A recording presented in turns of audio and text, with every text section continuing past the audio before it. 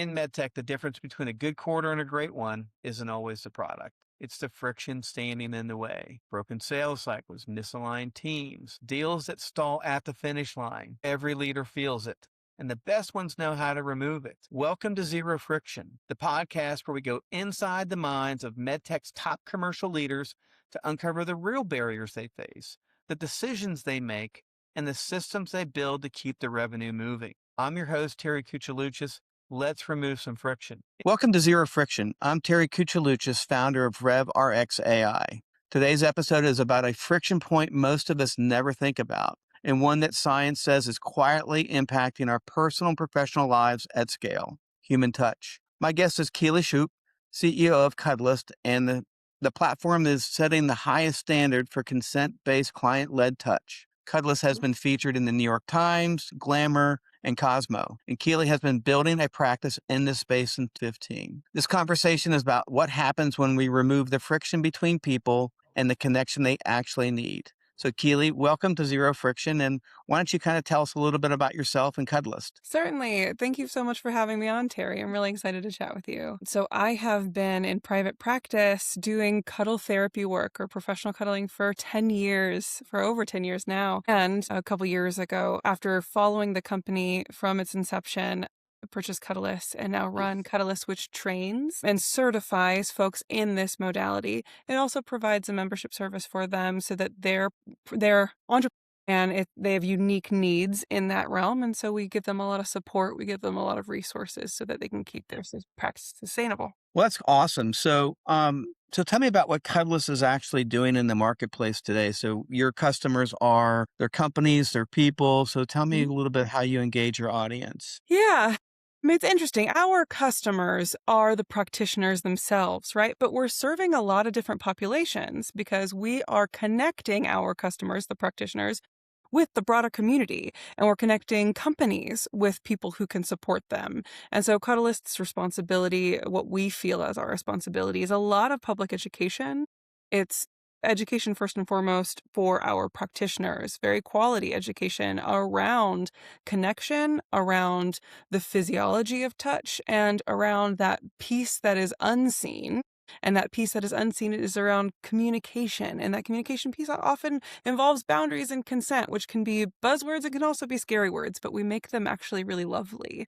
And so that's a lot of what we're doing in the world. Well, good. Well, how do you make those buzzwords a little more elegant? How do you make people feel more comfortable just around the aspect of consensual touch, right? How does that sort of transpire? We demystify a lot of it. We take a lot of the scary out of it. One of the things that we often love to say is that hearing a no is an invitation for better connection. Always. It's never a rejection. And so how we utilize that in space is by celebrating what the questions are and what people's responses are. A very simple one, and I want to invite anyone to try this in their worlds.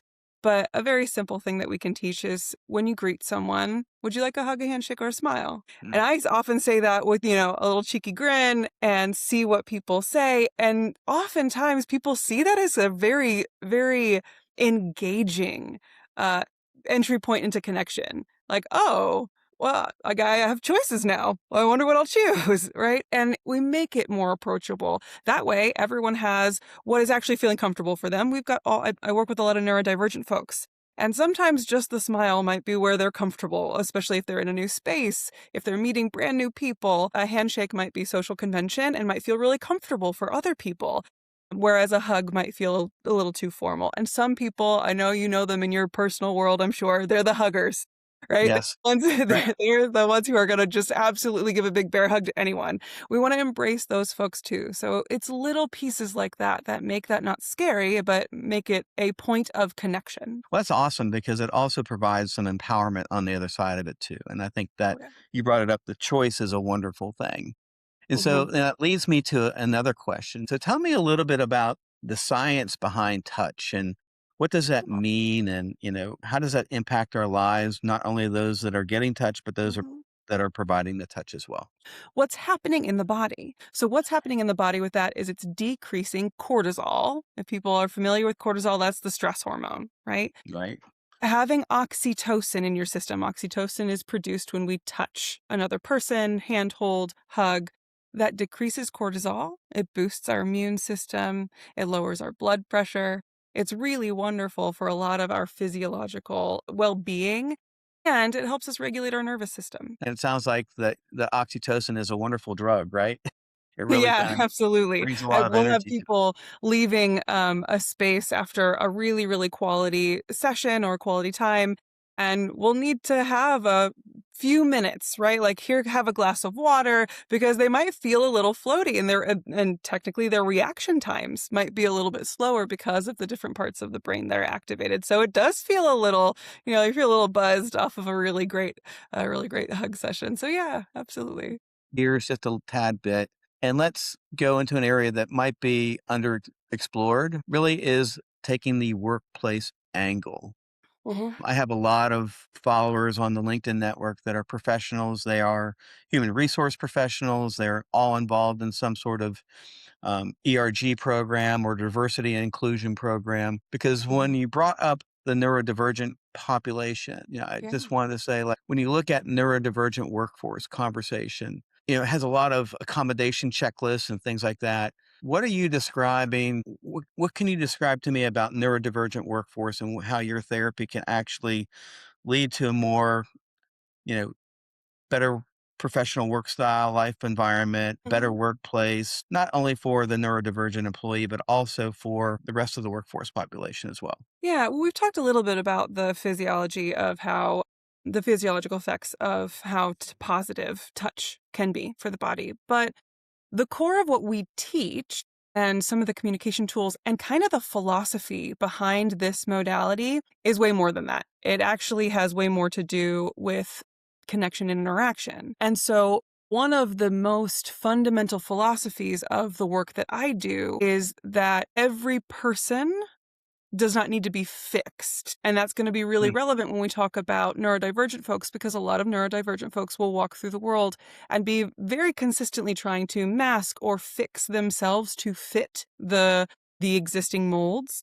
And that can be a lot of effort. That can be exhausting. That can be overwhelming. That can lead to burnout. And what we do instead, especially in like, even just in the micro experience of a cuddle session, right? We start from the premise, what if nothing is wrong with you? What if how you naturally interact with the world, we just presume that's correct? mhm. So now what do we need to do to change your environment to fit that? And that as a premise and as a foundational concept is wildly empowering. And it is wildly beneficial for people to have more sustainability in the workforce and in their lives, in their relationships, more comfort, more joy, more happy. We talk about, workplace satisfaction. We talk about life fulfillment, life satisfaction. If you're starting from the premise that I can adjust my world and my surroundings to myself and that's not harming anyone, it's not inconveniencing anyone, we're just finding the Venn diagram overlap, right? Just to put it in those terms, we're finding where things match. Then that can be a very, very, man, it can open up a lot of doors. So if you're the VP of HR or you're the chief human resource officer, how would you engage them and consult with them in terms of, making the entire workforce a little more inclusive? I think inclusive is a Mhm, wonderful word, right? It really is a great mhm, action verb. And so, how do we build these inclusivities into the workforce environment? How can people like you and other Cuddlist therapists like help companies, you know, be more productive with their neurodivergent workforce, be more mhm, productive with other ERGs that might have other impacts and positive effects from a cuddle type therapy? Tell me a little bit about how you mhm. might engage and consult them with those things. And like, what are the things that you're looking for too, by the way? Let's just start here. What would be the things that you would be diagnosing to understand for them? What would be their friction points in their HR world that, you might help them diagnose first and then provide solutions for second? Yeah, how are you treating the people like people first, right? If we are operating under the premise that people who are really invested in, happy with, and excited about where they work, the company that they work for, the work that they are doing are going to be wildly more efficient for your company. They're going to be so cost effective because the output is incredible. Their satisfaction is like, if we start from that premise, right, then the cost of adjusting their experience really is pennies compared to what is going to be the result. And so it's partially looking at the practical nuts and bolts solution. Okay, how's this environment for your neurodivergent clients in terms of sensory input, right? We can even just look at the sensory input of a space. We can talk about their communication styles. So how are the communication styles with other people? How oftentimes direct communication is going to be so much more efficient for neurodivergent folks. It's going to maybe for some, not a monolith, right? But for some, it's going to feel more natural. So how do we embrace that without finding it cold, without finding it harsh, without finding it unfriendly in the workplace, you know? So there's all kinds of practical things, but fundamentally the thing that we can identify that you don't have to identify all the individual streams and individual things, but it's that core foundational philosophy of how is your company living that value and how is it permeating everything that you do. Right. And then what do you do to help them sort of build around that once you've discovered those things? You come back to the question all the time. You get curious about the same people and what's the connection? What is the place that we can meet as not as a company and pardon the phrase, not as a company and a cog, right? But Right. as two people. How do you always come back to that connection point of what's your authentic experience here? I actually do want to know without ego, without my own ego coming into it. And then what can I meet you in? There's capacity is a thing. That's totally fine. But where can we meet? And there's a whole lot more that can happen in that space when we're treating every individual with their own uniqueness and finding the connection points. So what do you think the implications are if after going through discovery and taking inventory of your employee population and discovering that there are some opportunities, what are the implications of just ignoring them? Like from a workforce productivity perspective, from a workforce enjoyment perspective, what have you seen like of just ignoring the situation? Easiest one to say off the top of my head is high turnover. We Okay. all know that it takes exponential more revenue to train someone brand new from the ground Hmm. up. Like turnover is huge. Okay. That's going for my company, my personal company. We're small. We got a great Right. team. It's a small team, but the people who are here currently, we've had for years. We almost have non-existent turnover until and unless someone grows into a cool new life phase. Hmm. That's the reason that they leave. We've had people say, I've got this incredible life changing event coming up, and I might have this life changing opportunity, and we're so excited. Or people will go off to build families in different ways and whatnot. And so we're so thrilled. And the core team, it doesn't change. And so bringing people into that has been delightful. And they bring a sense of, I'll give an example. When we are working, one of the funny things that comes up when we bring a new person in is they're like, well, I'm really worried about stepping on someone's toes. I don't want to step on someone's toes. And we have such a culture in our workplace of that's not possible. That's really not possible. If you have something to contribute, I'm going to value that contribution. There might be reasons why we can't implement that thing because if you're not in that department or if you're not in that area, there could be some extreme things that you're not familiar with, right? If it's new to you, but there's no such thing as stepping on toes. Contribution is contribution, and we're Right. grateful for it and we're going to value it. And so there's a different way of valuing each individual person, and the things that come out of that is then now you've got a different innovation for you've got now a new life injected in different ideas. Well, because someone in a whole other team was like, well, hey, I was listening to you guys talk about that and have you tried this? And the people who are real focused in on the problem have the tunnel vision, now have another perspective, right? When everyone's valued for all of their contribution, then it's a very different experience. Gotcha. Well, that's totally aligned with that. So let's position ourselves a little bit. That's a great little framework from a corporate perspective. So tell me Mhm. about Cuddlist. So you must have a vision and a North Star. You've talked about reshaping how global healthcare supports this Mhm. community. And it's a great Mhm. ambition. What does the path look like for Cuddlist as it begins to sort of, continue to mature and develop and impact more people? The hope is that it can come right alongside modalities that are already really well known and popular to hear about. Like When I partner with talk therapists with my clients, right, we work in something called the triadic model, and it's more holistic care. And when people get more holistic care and they get the big picture and they get all this, they get a team working for them and they feel really valued, they show up in the world differently. And that's what I want for this company. I want the philosophies of it, the connection of it to spread so that the world has more of it. I think the world needs more of it. The world needs more authentic connection. It needs more connection that feels really good. Surgeon General, as you know, says we're in a loneliness epidemic. This is an antidote to that. And Okay. my hope is that it continues to grow well beyond me. Right. Well, how does it grow beyond you? Like, what do you like? Do you have plans for growth, or are you just sort of, Mhm. is it word of mouth? Is it sort of, like a bootstrap opportunity? My hope is that it does grow well beyond me because I'm one person, and our plan for growth is to have even more capacity to train more of our practitioners to be doing this work really well in the world. And then they grow to be incredible practitioners and run their own businesses. We have some of our practitioners running additional schools. Here's a thing that I think is going to turn some heads, especially since I'm not as plugged into the centralized corporate world as maybe a lot of your listeners, but it's maybe a good outside perspective to offer. I don't have competition in my Right. fellow practitioners. I have colleagues. I have the people who are also supporting this work. And so some of my colleagues and friends and practitioners who have gone through my training are now creating trainings of their own. And I am doing my best to cross promote their trainings. A lot of people would have the opinion or potentially have the view that that is a competitor coming up. And I Hmm. don't want to promote a competitor, but I don't feel that way. I don't Right.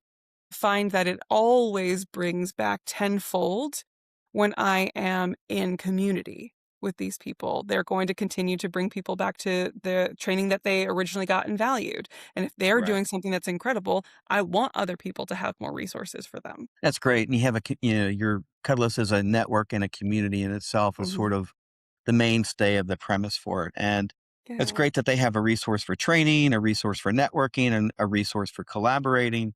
We are international. So we've got Okay. folks in Australia, in the UK, and Canada.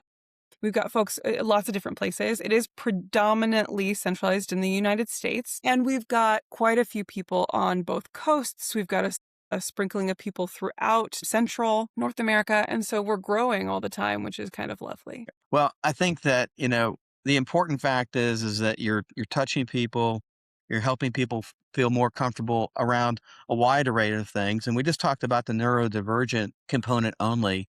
What are other types of situations that you can help provide a positive impact for as well? Yeah, it really spans quite a lot. I know predominantly in my practice, my private practice, not necessarily the Cuddlist model, but in my own private practice, my populations that I serve are neurodivergent folks or the queer community and people in transition or Mm, if they've had a loved one pass, so grief and loss. If wow. Yes. you can imagine, right? Like, that Yeah. reaction was really, appropriate. You can imagine how important this work, that kind of care and nurturance can be for dealing with grief and loss. I also navigate and support survivors of assault. There's lots of really deep work. And then I have colleagues who are serving different populations like veterans and elder care. I've got some colleagues who specialize in like relationship transitions, so divorce or breakups. Some people are really in that helping people with relational skills. So they don't want to do rebound, they don't want to go to bar culture. They're really not interested in that. They want actual fulfilling connection and they're trying to find a way to heal from the relationship transition of that and get into one that will hopefully last a little bit more fulfilling.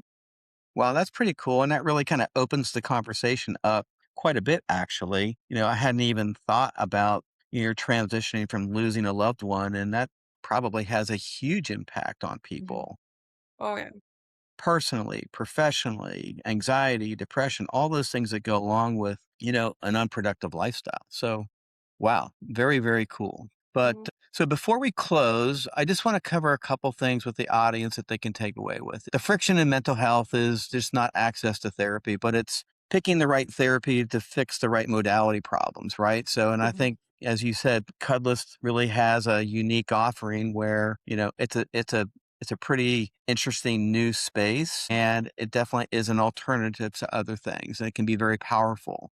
And Well, we talked about this, the power of millions of people that are impacted by neurodivergency, whether it's a transition in lifestyle, whether it's a transition from losing a loved one, people processing loss.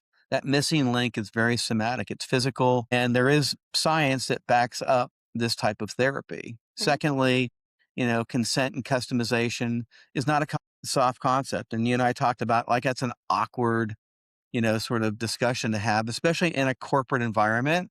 You can understand where, that's sort of an awkward phase with the word of touch, right?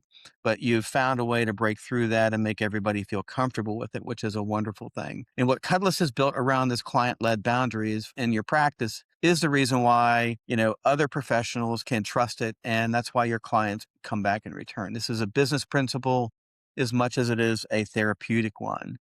And thirdly and lastly, the workplace opportunity is real. It is very, very real. And for those of you that are HR professionals or active in their diversity and inclusion groups in the corporate world, it's a great opportunity that you probably have untapped. And so if you're a people leader, benefits manager, an HR leader, or an ARG sponsor, you can still use these types of touch deprivations as a personal problem rather than an organizational one. And so mhm. if you want to leave the bad retention behind, improve productivity and efficiency and the well-being of your people, this is a great angle to take.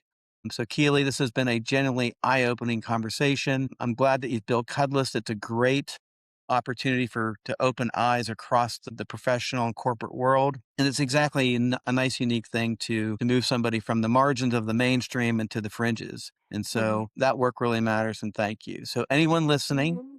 or if you're a therapist looking to add a complementary modality to your offering, I'm a benefits leader, an ERG leader. Keely, what's the best way for them to get a hold of you? Yeah, anyone is welcome to email me at keelyshoop@gmail.com. But I've also got my website, which is my name as well. And then if they're looking for someone maybe a little bit more local, now I'm in Chicago and Los Angeles and San Diego, but I also travel anywhere. But if they're wanting to look for someone local, they can go to Cuddlist.com. You can find me there. You can find lots of people who are near you to be different kinds of support. Be support that has a lot of robust education around how do you get access to this really important human quality that is physical touch at the degree that is authentically comfortable for each person. It's not about making everyone more touchy, it's about finding your own authentic access point to whatever level is right for you. Well, Keely, thank you so much. I really appreciate your time today. It is a great topic, and I look forward to seeing our followers and our listeners engage you. Thank you so much. I'm so glad that we got to chat today. That's a wrap on Zero Friction, the show built around one simple idea: remove the barriers and the revenue will follow. If today's conversation was valuable, please subscribe and share it with somebody who needs to hear it. That's how we will grow this community. I'm Terry Kuchaluchis, revenue architect powered by AI. Come find me at my website, myrevrx.com, and let's talk about what friction is costing you and your organization. Until next time, keep removing the barriers and keep the revenue flowing.